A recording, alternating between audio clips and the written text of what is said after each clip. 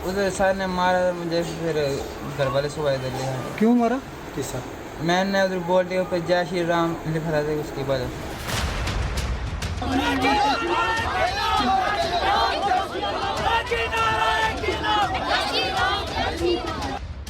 UP के मुजफ्फरनगर में मासूम बच्चे के साथ जो व्यवहार किया गया वो किसी भी तरह से ठीक नहीं है। जो हुआ उसे कहीं से भी सही नहीं ठहराया जा सकता। लेकिन क्या इस घटना को जगह, वक्त और धर्म देखकर राजनीतिक मुद्दा बनाया गया है?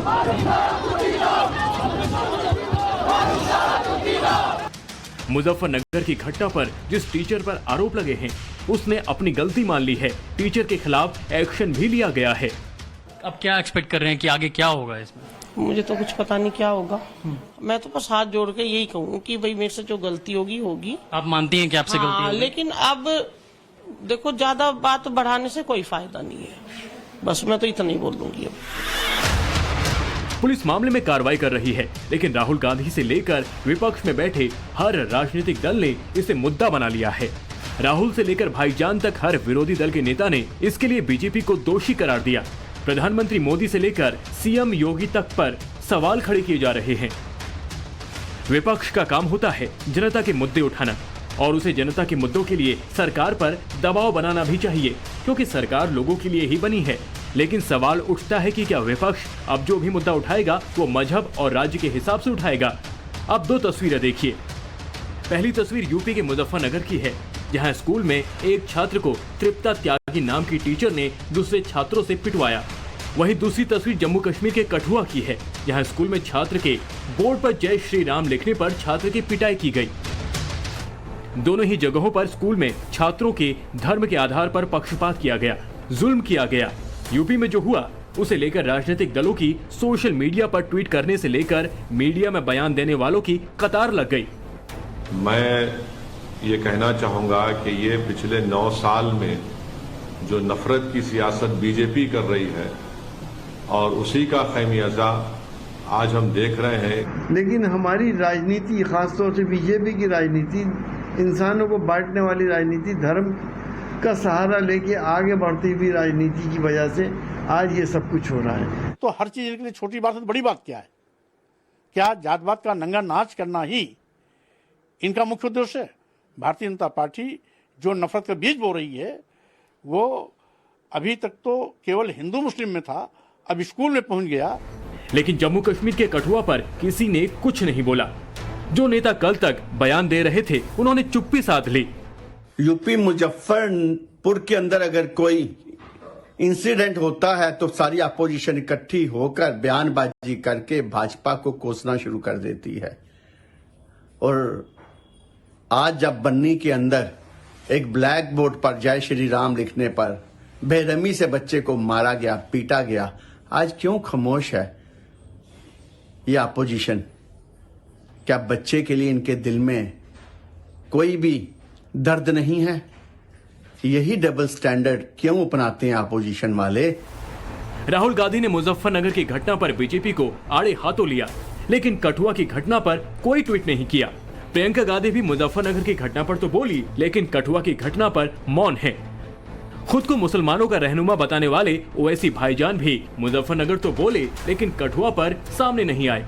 अखिलेश यादव ने मुजफ्फरनगर की घटना को बीजेपी का नफरती एजेंडा बताया है, तो कठुआ पर चुप्पी साधे हुए हैं। समाजवादी पार्टी से सांसद एसटी हसन और शफीकुर रहमान भी कठुआ मामले पर चुप हैं।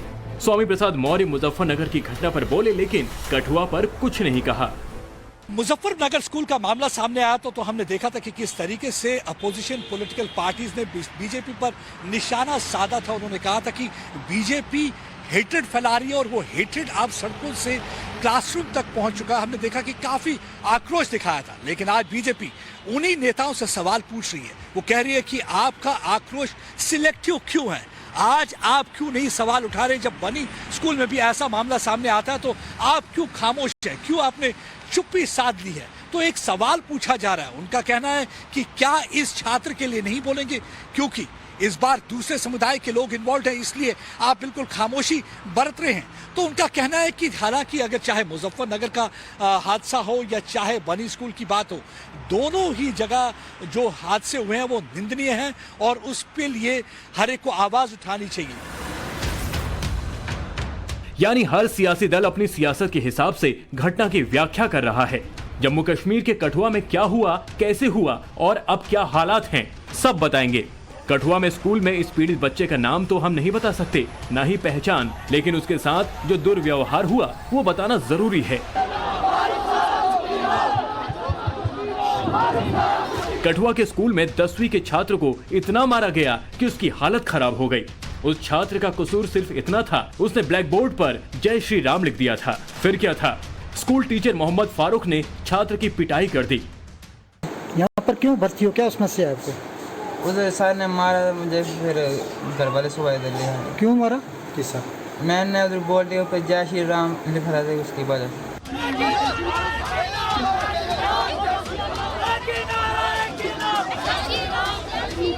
जय श्री राम वो नारा है जो हिंदू आस्था की पहचान है, वो नारा जो करोड़ों हिंदुओं की आस्था का प्रतीक है, वो नारा जिसे लगाकर युद्ध में राजपूताना राइफल्स की भुजाएं फड़फड़ाने लगती हैं और उनमें जोश भर जाता है। लेकिन छात्र ने ब्लैक बोर्ड पर जय श्री राम लिखा तो टीचर फारूक ने अपना आपा खो दिया और उसकी पिटाई कर दी।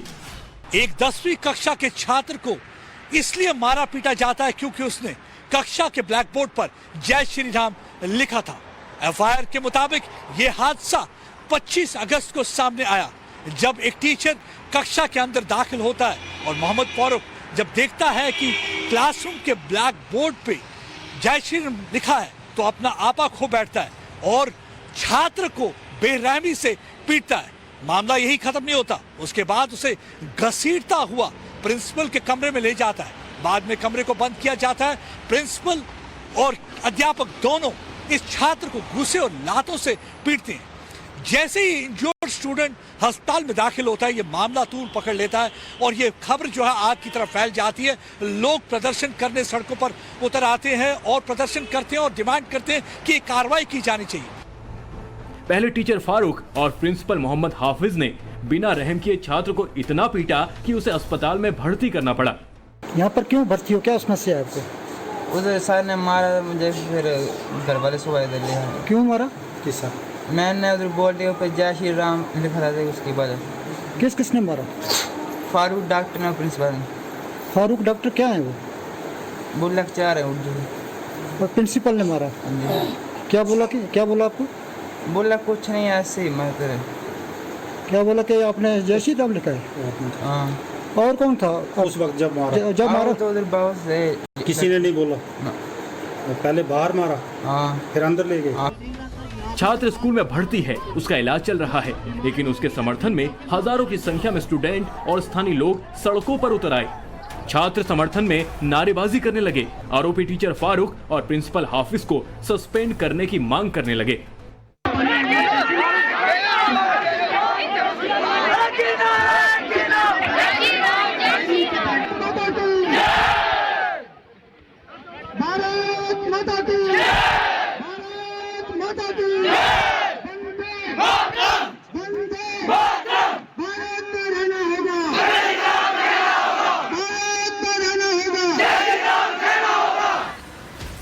मामले को तूल पकड़ता देख प्रशासन ने 2 लोगों पर एक्शन लिया।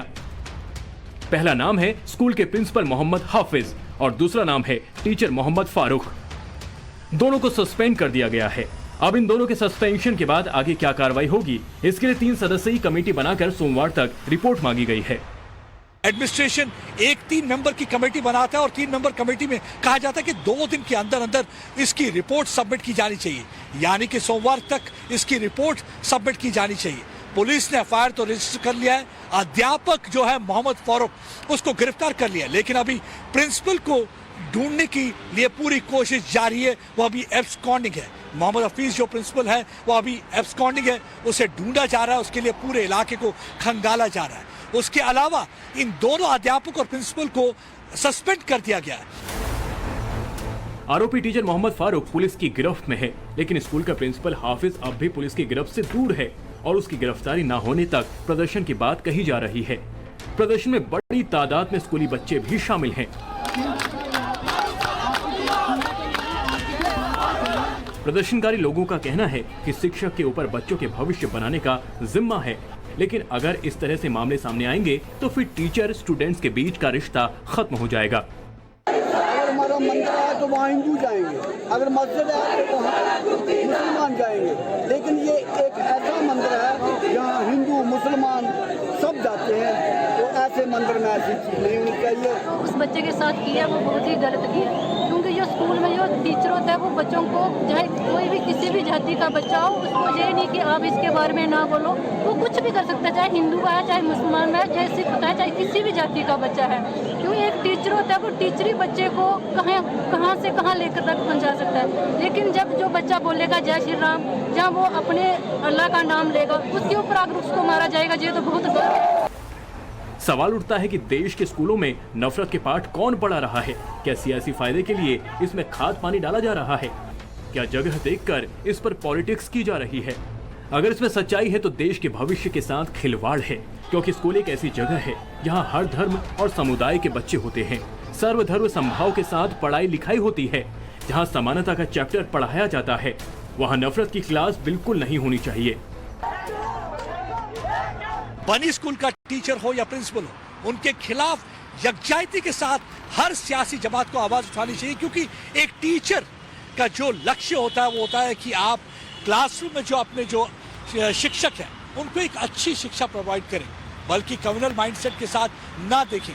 जो बनी के स्कूल में हुआ है वो बिल्कुल नहीं होना चाहिए था, और जो मुजफ्फरनगर में हुआ है वो भी बिल्कुल नहीं होना चाहिए था। सियासत इस समय चल रही है और हम देख रहे हैं कि एक दूसरे पर इल्जामात लगाए जा रहे हैं, लेकिन कोई भी ये कहने को तैयार नहीं है एक साथ आके कि ऐसी हरकतें नहीं होनी चाहिए, क्योंकि टीचर जो है कैरेक्टर बिल्डिंग के साथ साथ नेशन बिल्डिंग करता है, और ऐसे कम्युनल माइंडसेट रखने वाले अध्यापक की कोई भी जगह क्लासरूम या स्कूल में नहीं है। राम कुमार के साथ प्रदीप दत्ता, टाइम्स ऑफ भारत की।